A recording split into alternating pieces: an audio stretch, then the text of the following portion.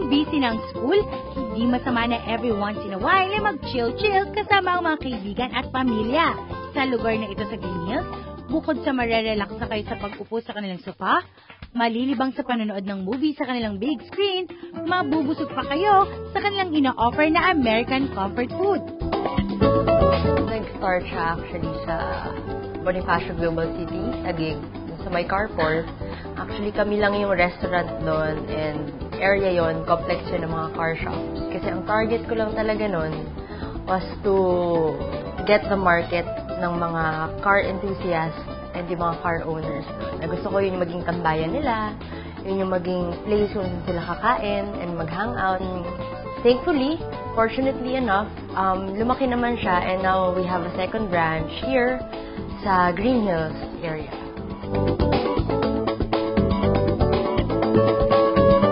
Ang pinaka-bestseller talaga namin is our burgers. Hindi kami nakilala sa burgers kasi yung burger namin, the patty is homemade. Sariling recipe namin yan. Dito mismo sa garage ginagawa. And yung bread, custom-made yan para sa amin. Aside from the burgers, we have yung steak, iba't ibang klase ng steak. We have yung sampler namin, which is yung nachos. And we have yung buffalo tenders, this one. Meron din kaming bago, yung crispy pata. Actually, proud na proud niya ako sa crispy pata namin dahil, syempre, masarap siya. And sobrang malambot talaga siya pag kinain mo.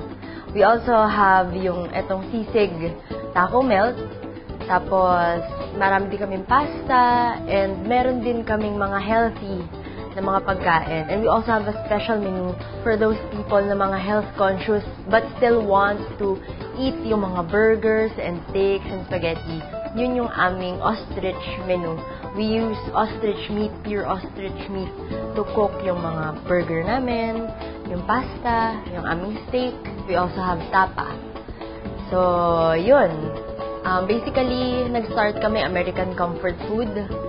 Pero ngayon, since gusto din naming makuha yung panglasang Pinoy, nagdagdag kami ng mga iba't ibang mga pagkain na familiar yung ating mga Filipino customers. Aside from, yun nga, sabi ko, homemade, tsaka talagang yung spices na ginagamit namin dyan, maganda yung pagka-kongkap, yung pagka-put up ng recipe. Meron kaming tinatawag na 12-wheeler burger. It's a 12-wheeler burger. Kaya siya tinawag na 12-wheeler kasi 12 inches yung kanyang diameter. So, malaki talaga siya. It's a 2-kilo burger. Tapos, it has everything on it. Meron siyang, yung syempre, yung patty namin, yung the usual lettuce, tomatoes, and onions, ketchup, mayonnaise, blue cheese. Meron din siyang yung famous namin na chili con carne. Ano-ano nga ba ang kabubusugan nyo sa pagbisita dito? Para sa kanilang appetizers, nachos with sausage and peppers plus chicken tenders.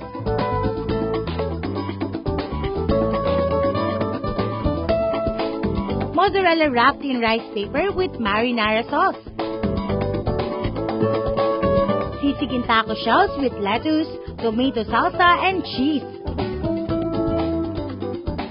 Sa mga pasta lover, must try ang kanilang penny pasta with pesto, bell peppers, and Hungarian sausage.